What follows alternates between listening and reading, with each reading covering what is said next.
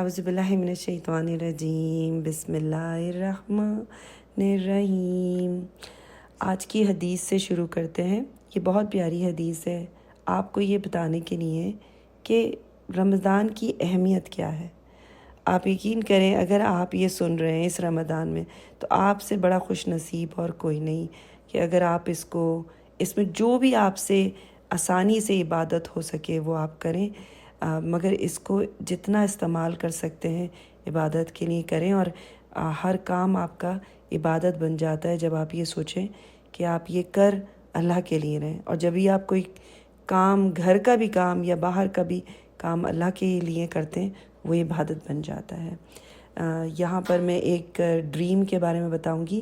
طلحہ بن عبیدہ رضی اللہ تعالیٰ عنہ کی یہ کہ ڈریم کے بارے میں ہے کہ انہوں نے دیکھا کہ پیارے نبی صلی اللہ علیہ وسلم کے پاس 2 لوگ آئے جنہوں نے اسلام قبول کیا۔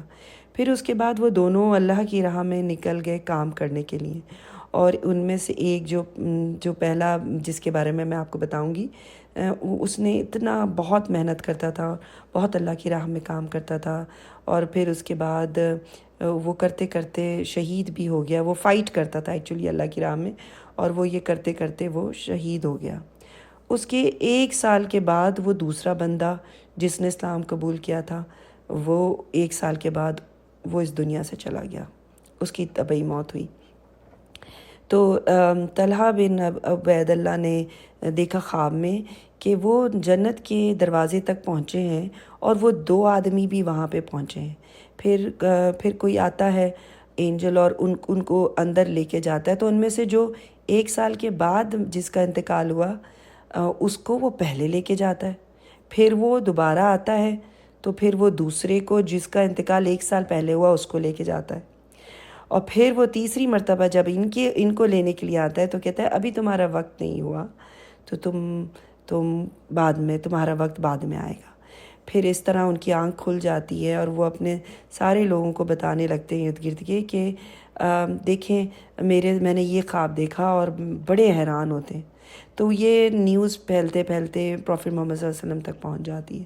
پھر وہ پوچھتے ہیں طلحہ بن عبید اللہ سے کہ ایسی کیا بات ہے جسے تمہیں حیرت انگیز ہو رہے ہو، مطلب تم کیوں اس بات پہ حیرت انگیز ہو رہے؟ تو کہتے ہیں کہ مجھے یہ ماجرا سمجھ نہیں آیا ہے کہ ایک شہید ہوا اور دوسرا اور وہ اتنی اللہ کی راہ میں کام بھی کرتا تھا، فائٹ بھی کرتا تھا، اور پھر یہ جو دوسرا تھا انہوں نے دونوں نے ساتھ اسلام قبول کیا، اور 1 سال کے بعد گیا اور پھر بھی وہ جنت میں پہلا چلا گیا۔ تو پروفٹ محمد صلی اللہ علیہ وسلم نے کہا کہ کیا وہ 1 سال زیادہ نہیں جیا؟ انہوں نے کہا ہاں۔ تو کیا اس نے رمضان نہیں دیکھا؟ انہوں نے کہا ہاں۔ تو کہنے لگے کہ ان دونوں کی جو نیکیاں ہیں اس میں ایسا فرق ہے زمین اور آسمان کا، کیونکہ ایک کو رمضان اضافی مل گیا۔ تو میں اور آپ سوچ نہیں سکتے کہ یہ تھی اس حدیث کی امپورٹنس آپ کو بتانے کے لیے کہ مجھے اور آپ کو اگر ایک بھی رمضان مل جاتا ہے تو جو پہلے چلے گئے اور میرے ساتھ کے ہیں تو سمجھیں کہ رمضان سے آپ اتنا کچھ حاصل کر سکتے ہیں کہ آپ کا رتبہ جو ہے وہ ایک شہید کے رتبے سے بھی زیادہ بڑھ گیا۔ تو آپ کو نہیں پتہ، تو جو ہو سکے آپ سے عبادت کریں۔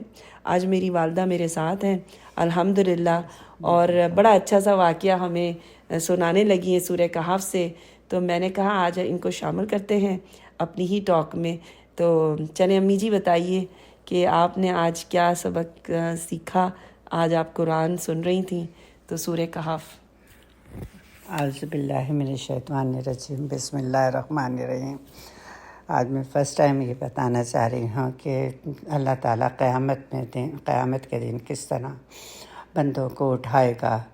سورہ کہف میں ایک جابر بادشاہ تھا جو سورہ کہف میں واقع ہے کہ وہ انسانوں کو جو اللہ کا نام لیتے تھے ان کو قتل کر دیتا تھا، تو کچھ لوگ غار میں جا کر چھپ گئے۔ اس کے بعد اللہ تعالیٰ نے ان کو اٹھایا۔ ٹھیک ہے، انہوں نے بالکل ایسا ہی ہوا تھا، جابر بادشاہ تھا، میں جانتی، میں نے بھی پڑھی۔ کچھ ٹائم کے بعد پھر وہ جو حکومت بدلے، وہ 300 برس تک وہ سوتے رہے، اور ان کے ساتھ ان کا ایک کتا بھی تھا، وہ سوتے رہے۔ اس کے بعد پھر تو یہ وہ لوگ تھے حکومت بدل گئی اور دوسرا بادشاہ آ گیا جو نیک بادشاہ تھا۔ تو وہ جب اللہ تعالیٰ نے ان کو دوبارہ پھر اٹھایا تو وہ اس نیک بادشاہ کی حکومت میں تھے۔ تو مجھے باہر جب وہ اپنے کھانے پینے کا سامان لینے کے لیے ایک بندے کو بھیجا اور جاتا کہ حالات معلوم کر سکے، اور حالات معلوم کر سکے وہاں کے کہ مسجد کے اب حالات کیسے ہیں، اب مسجد کے وہ جابر بادشاہ تو نہیں ہے، وہ کہ جب بندہ باہر گیا تو اسے پتہ چلا کہ اب دوسرا بادشاہ آ چکا ہے۔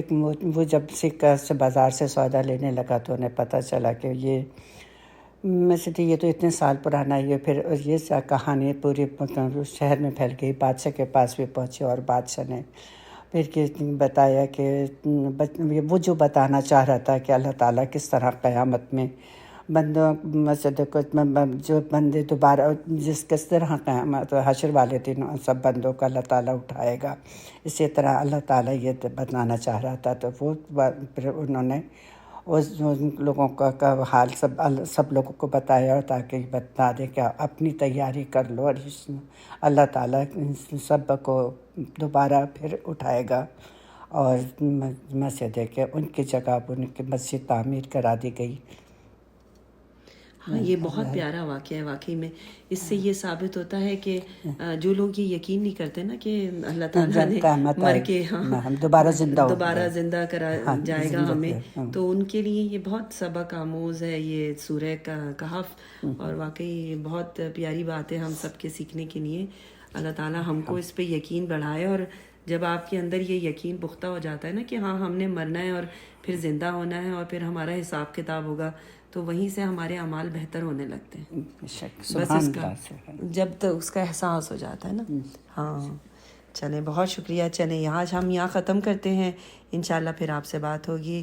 آپ دعاؤں میں یاد رکھیے گا۔ آج تو میری امی کا نام مہرونسا ہے، ان کو بھی دعاؤں میں یاد رکھیں، اور اس ناچیز آمنہ کو بھی اپنی دعاؤں میں یاد رکھیں، اور میں آپ کے لیے دعا کرتی رہوں گی۔ اللہ حافظ۔ اللہ حافظ۔